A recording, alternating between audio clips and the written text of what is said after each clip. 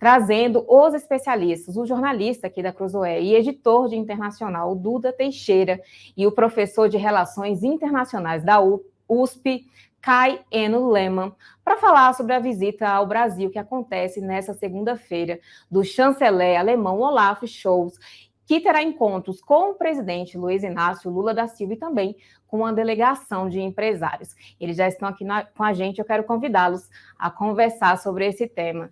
Tudo bem, Duda? Oi, tudo bem? Boa tarde, tudo bem? Boa tarde. Tudo jóia. Obrigada pela gentileza de vir ao meio-dia em Brasília. E eu começo conversando com Duda, que é aqui da Cruzoé, já é da casa. Duda, quais são as perspectivas para essa visita que acontece do chanceler alemão aqui no Brasil? E o que é que você espera aí, quais serão os próximos passos e os desdobramentos desse encontro? Olha, do que foi anunciado, acho que tem dois temas principais. Um é meio ambiente, né?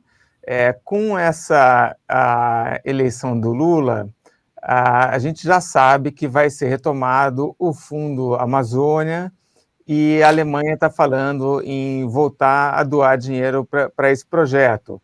É uma coisa muito boa que já era esperada. O Lula só precisou retomar os conselhos que existiam aí para orientar o gasto desse fundo, uma coisa que o Bolsonaro e com o Ricardo Salles tinha tirado, e aí sem esse conselho não dava para o fundo gastar dinheiro em projetos aprovados por sei lá quem.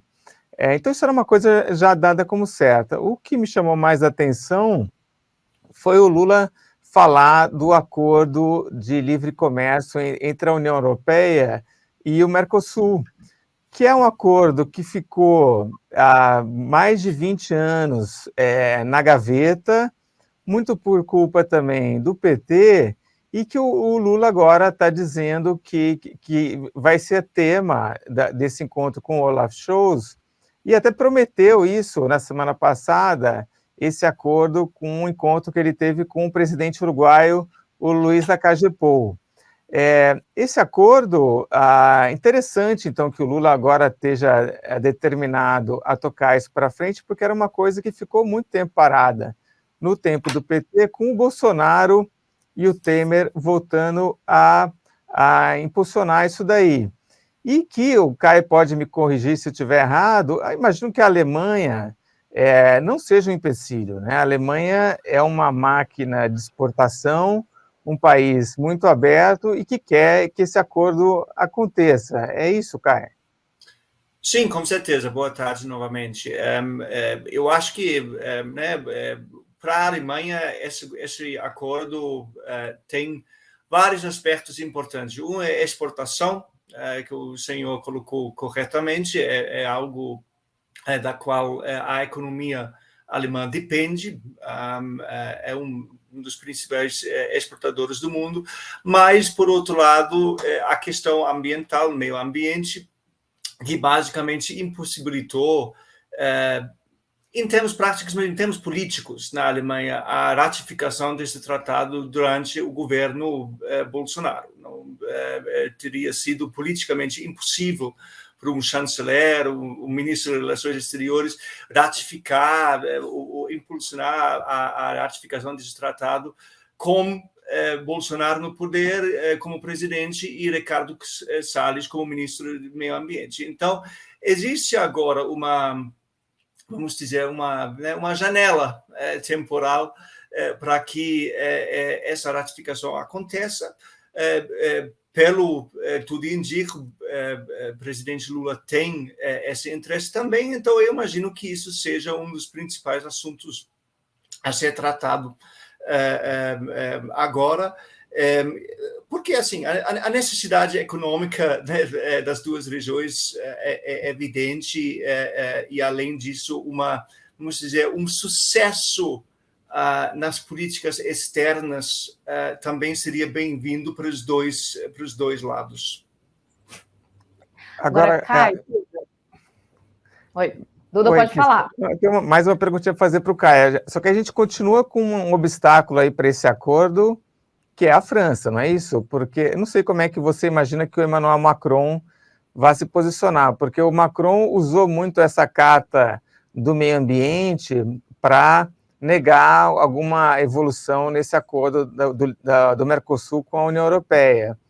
Mas agora, a gente aparentemente tem um governo mais responsável nessa área de meio ambiente e a gente vai ter o presidente do Brasil, Lula, e o presidente Macron, presidente da França, num clima muito mais amigável.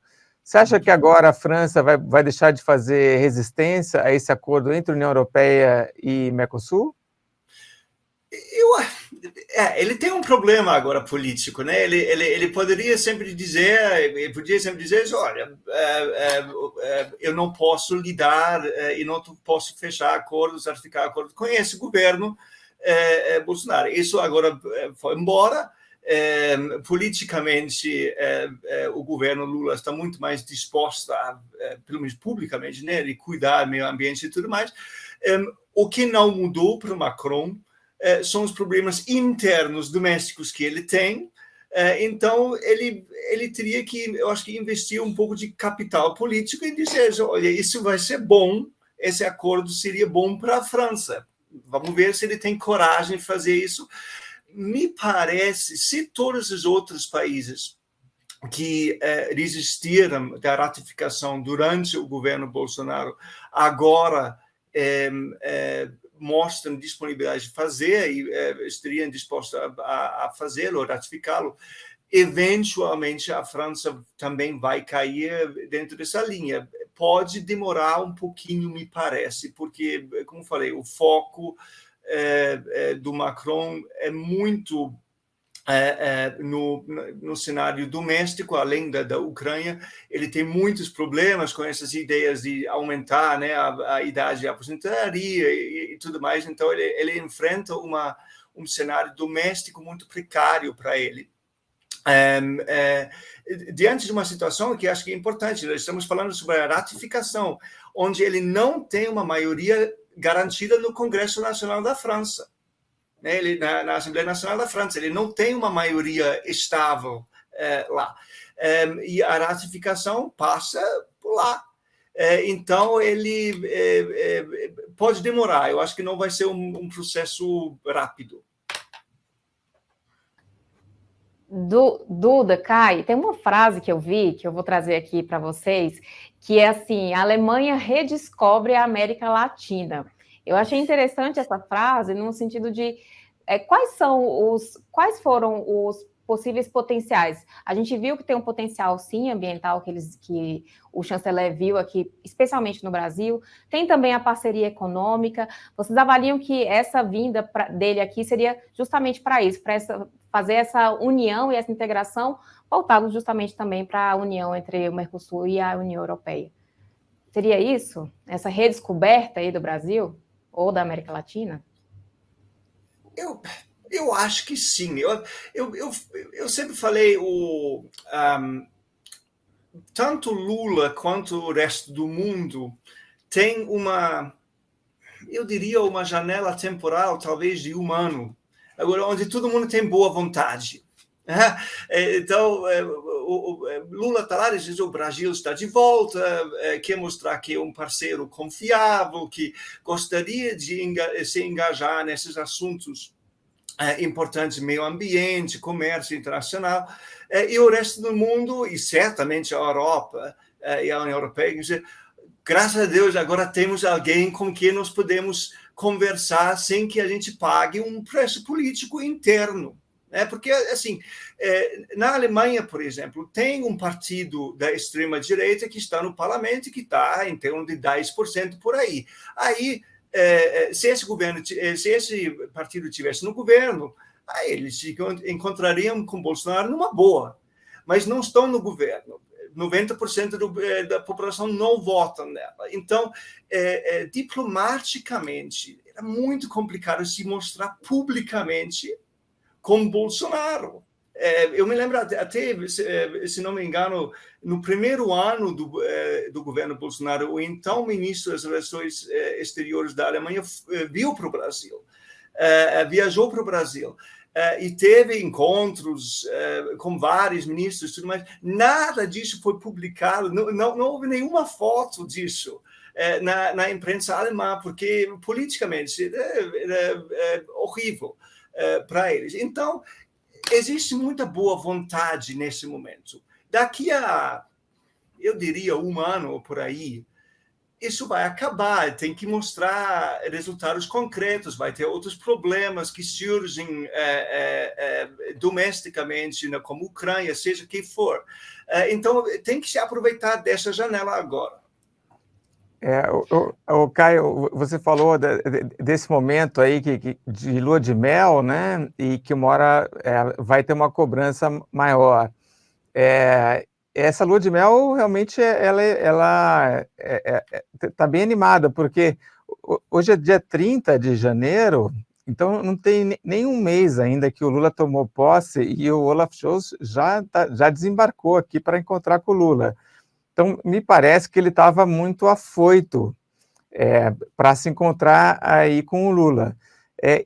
O PT, assim como o SPD alemão, eles têm várias ideias parecidas e laços históricos aí já de muito tempo, não é?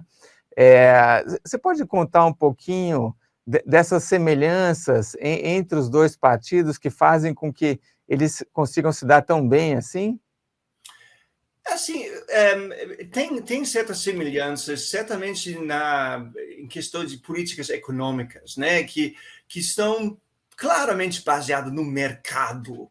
As lideranças dos dois partidos não falam sobre transformações sistêmicas, etc., etc., mas são partidos social-democratas. Né, o nome do SPD até fala isso.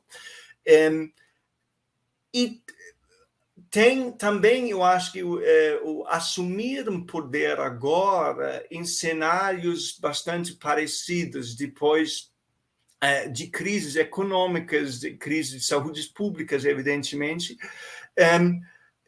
e com uma possibilidade de dizer, olha, nos dá mais uma chance, vamos dizer assim, mas não vamos, a gente não vai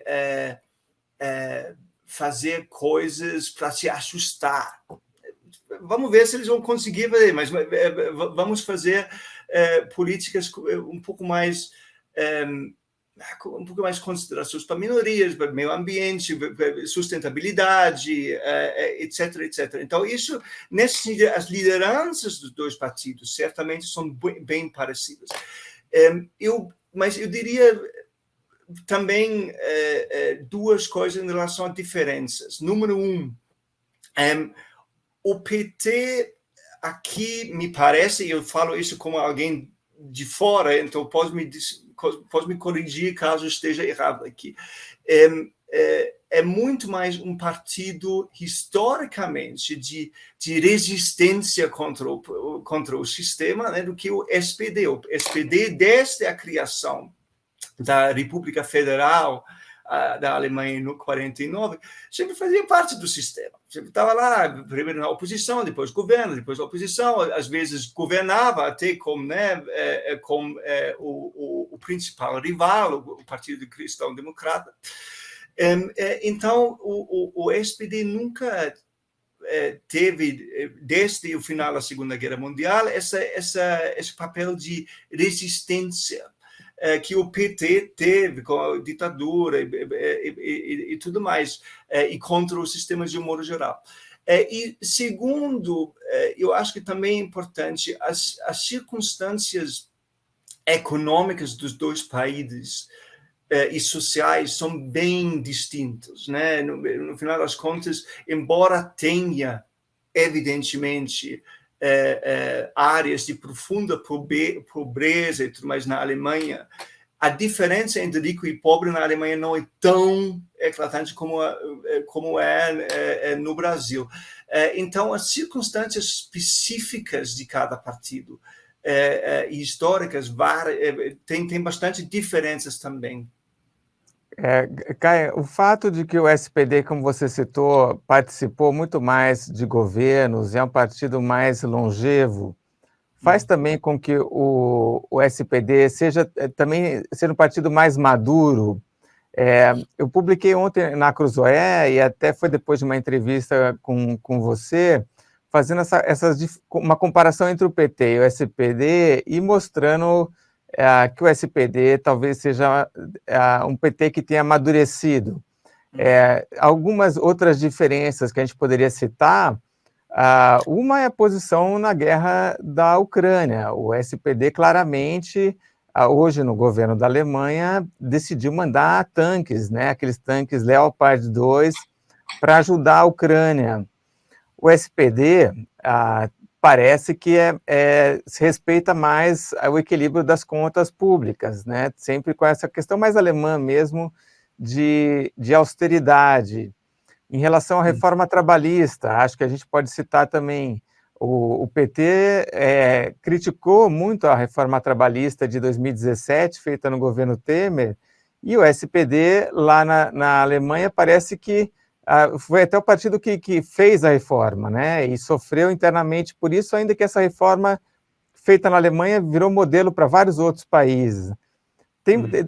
Podemos considerar que o SPD é o PT que soube amadurecer? Eu acho que tem um pouco disso, evidentemente, porque, né, o sistema democrático na Alemanha, nós temos agora 75 anos ininterrupto de democracia na Alemanha, primeiro ocidental e agora no país reunificado. E o SPD passou por várias crises durante esse tempo, né, passou os primeiros, quase 20 anos, 17 anos na oposição, né, de 49 a 66, não participou do governo. A primeira vez que foram ser o chanceler foi em 69, então passou por suas crises, mas faz tempo. Então, o SPD, nesse sentido, é mais maduro.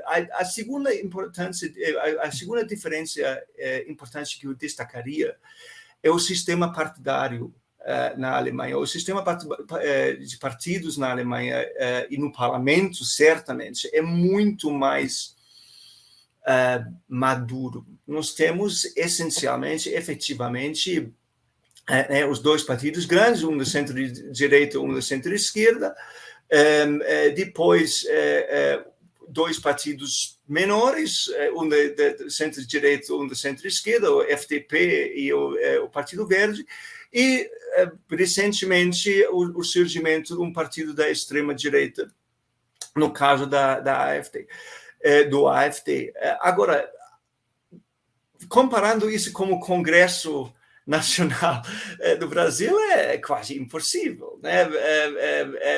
Para um alemão entender o sistema de partidos no Brasil e a composição do Congresso, principalmente na Câmara, é algo de outro mundo.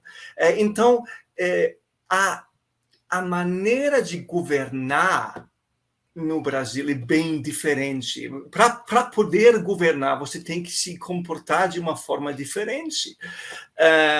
E, aliás, nós temos tendências disso. Na Alemanha, vale destacar que o governo atual é composto de 3 partidos. É a primeira vez em tempos modernos que o governo, a coalizão tem 3. Normalmente tem sido 2. Agora são 3. Isso é já o impacto AfD no parlamento, porque os dois blocos que existiam, FDP-CDU e SPD-Verde, não têm mais margem para ganhar uma maioria. Mas, assim, o partido não tem nada na Alemanha que se compara com os partidos de central. Então, isso faz com que governar é algo diferente lá do que aqui. Uma coisa que é interessante da coalizão alemã é que é conhecida como a coalizão semáforo, né? Que é o vermelho do SPD, o verde do Partido Verde e o amarelo dos liberais, né? São as 3 cores do semáforo. Agora, caiu uma outra diferença entre o PT e o SPD, que eu tinha esquecido, lembrei agora, essa relação com as ditaduras, né, que me parece que o SPD realmente evoluiu muito mais. Na semana passada a gente teve o Lula falando que o Brasil precisa tratar a Venezuela e Cuba com carinho. Também o Lula no passado já disse que na Venezuela tem excesso de democracia. No SPD lá tem alguma coisa desse tipo, gente querendo agradar essas ditaduras mequetrefes aí da América Latina? Na liderança do partido, tanto nacional quanto nos estados, não.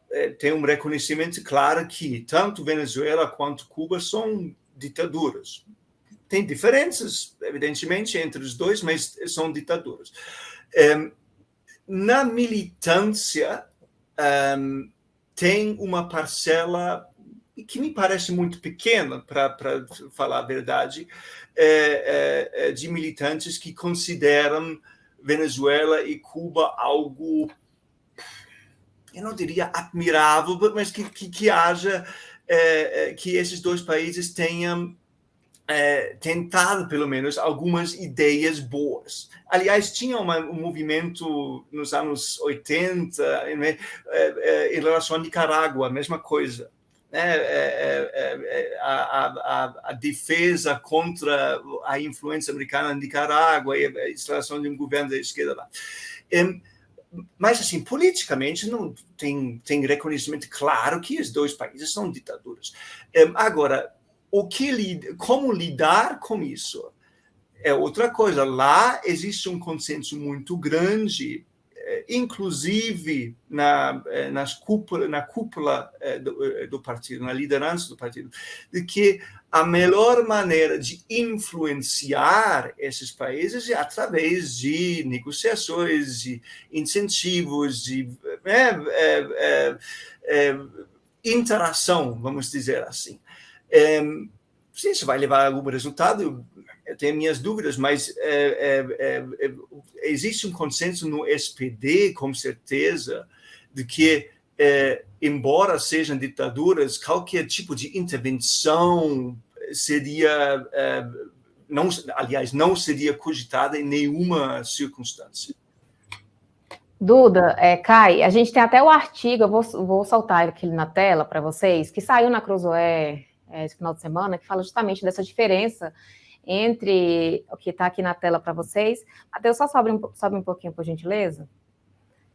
Já está aqui o artigo do Duda Teixeira, que fala justamente dessa diferença, desse possível PT alemão. Tá, aqui está uma reportagem incrível, e eu li e acompanhei também a sua entrevista, Kai, sobre o tema. Bem interessante. Quem for assinante da revista Cruzoé já pode acessar esse texto aí, tem informações bem interessantes.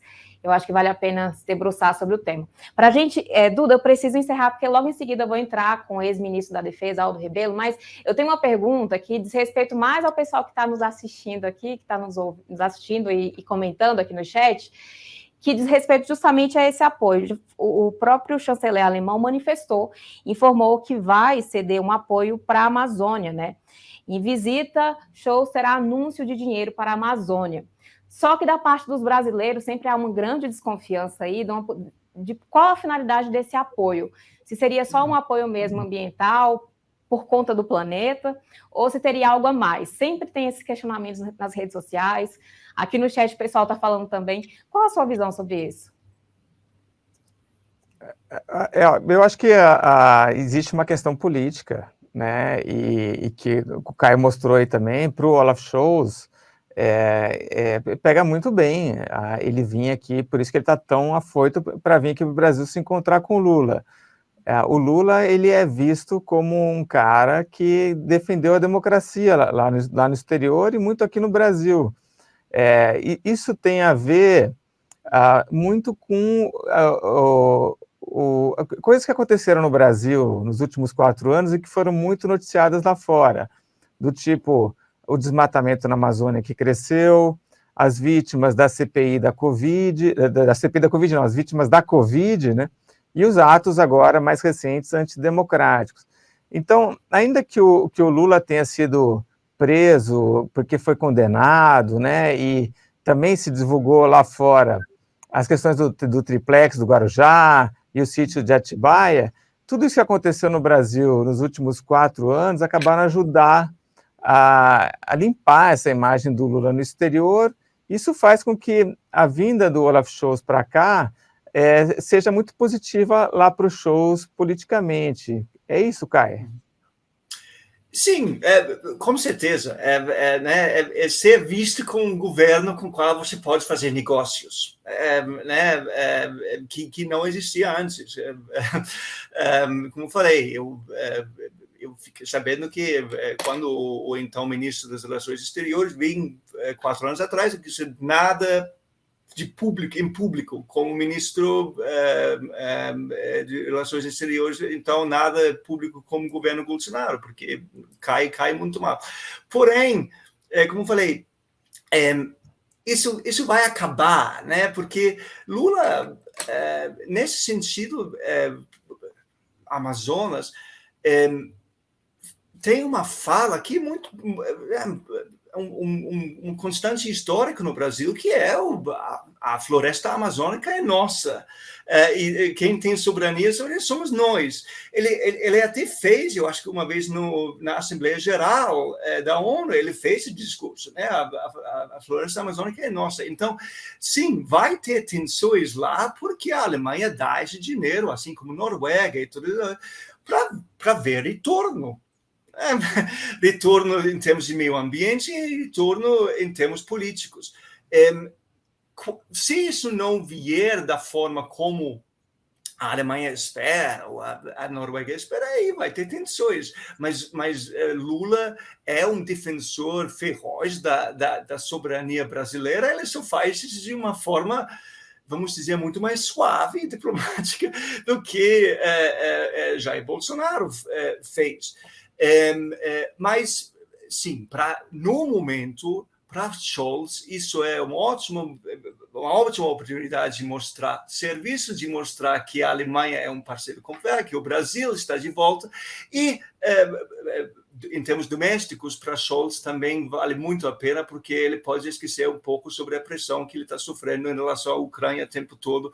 Então, fazer uma coisa diferente e mais fácil, entre aspas, em termos diplomáticos. Duda, Kai, será que essa pauta também dos povos Yanomami aí vai figurar entre os assuntos da agenda entre Olaf Scholz e o presidente Lula? Eu acho que é muito Sim, provável. Essas fotos dos Yanomamis raquíticos ali, isso circulou muito, né? E acho que vai haver também uma cobrança em relação ao governo brasileiro para que faça alguma coisa, né? O governo brasileiro tentou jogar muito isso nas costas do Bolsonaro, né? Mas é um problema muito antigo, que tem a ver com a questão dos garimpeiros, também tem a ver com chuva, mas provavelmente, imagino eu, o governo alemão já começa essa cobrança aí, não, Caio? Com certeza. Não, isso circulou o mundo e certamente repercutiu bastante na Alemanha. Eu até tive membros da minha família perguntando o que estava acontecendo e tudo mais. Então, não, isso repercutiu e eu tenho certeza que Scholz vai fazer cobranças dessa forma. Vale a pena lembrar, nesse sentido também, que a ministra das Relações Exteriores da Alemanha é do Partido Verde, né? E isso politicamente pesa. Tem que fazer cobranças para mostrar também para os seus apoiadores na Alemanha que isso é importante, que isso está na cabeça desses políticos quando eles viajam, vêm para cá. Sim, isso vai ser um tópico a ser tratado com certeza. Oi, mais um ponto aqui que eu vi e tenho acompanhado aqui na imprensa, nas redes sociais, essa questão da Ucrânia é um ponto de divergência, muito embora o apoio à Ucrânia seja unanimidade, né, eu imagino, ainda há uma divergência com relação a ceder armas. Como é que vocês avaliam que vai ser a condução nesse diálogo aí entre Olaf Scholz e também os presidentes, não só do Brasil, mas também dos outros países? Posso começar? Claro. Olha, para Scholz isso é muito, muito difícil domesticamente. Ele tem que mostrar, ele se mexeu ao longo dos últimos meses numa posição muito mais firme a favor da Ucrânia e uma ideia de uma vitória ucraniana. No início da invasão, em fevereiro do ano passado, essas declarações não foram tão firmes, não. Agora, muito mais. Mas é difícil para Scholz, simplesmente pelo histórico do envolvimento da Alemanha nazista na Rússia e na Ucrânia, e também pelas pressões internas para que a Alemanha não se envolva diretamente em um conflito que não envolve diretamente a Alemanha. E tem questões jurídicas aí, constitucionais complicadas, né? Por exemplo, a entrega dos tanques por outros países, dos tanques Leopards alemães que pertencem a outros países. Isso é complicado, porque a Constituição alemã não permite que tanques produzidos na Alemanha sejam enviados diretamente, sem a autorização alemã, para um teatro de guerra. Então, tem muitas coisas envolvidas aí, mas a Alemanha está muito mais ativa nesse sentido hoje em dia do que o Brasil, ativamente apoiando a Ucrânia, o que, do ponto de vista histórico do Lula, não me surpreende. Lula sempre pregou soberania e negociação, e não vai mudar. Isso sem a gente falar dos BRICS, né, onde a Rússia obviamente faz parte e que para o Lula sempre tinha uma certa importância. Então, Scholz tem uma posição diferente nesse sentido. Eu não sei se ele vai cobrar muito do Lula nesse sentido. Essas divergências, me parece, vão persistir ao longo do tempo. E o Scholz, a Alemanha ofereceu, né, milhões aí para que o Brasil vendesse munição para um tanque mais simples, né, que é o Leopard 1. E aí tem esse medo, tanto hoje do atual governo, como havia do governo Bolsonaro, de acabar tomando partido demais nessa guerra e aí perder a possibilidade de importar fertilizantes da Rússia, né? Então, o mesmo raciocínio, tanto para o Bolsonaro quanto para o Lula. O que eu lamento só são as declarações que o Lula deu, principalmente em entrevista para Time, né? Quando ele falava que o Volodymyr Zelensky quis, né? Provocou a guerra, né? Tentou colocar a culpa também na OTAN, na organização do Tratado do Atlântico Norte, meio que poupando o Putin, que é um presidente autocrata e que invadiu outro país sem qualquer motivo, qualquer razão, e já temos aí mais de 100 mil mortos entre soldados e civis ucranianos. Então, acho que o Lula poderia ter um comportamento, declarações, mais um padrão ético, moral, em defesa da humanidade e da autodeterminação dos povos, porque a Ucrânia não se respeitou a autodeterminação dos povos da Ucrânia, mas sim, tudo bem, não precisa mandar munição, mas que pelo menos seja coerente nas declarações. Sim.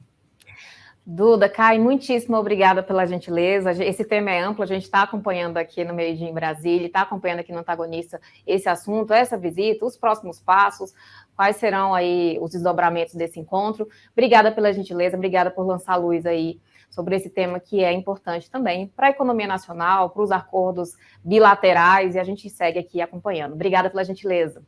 Que agradeço. Eu agradeço. Tchau, Kiss. Tchau, tchau.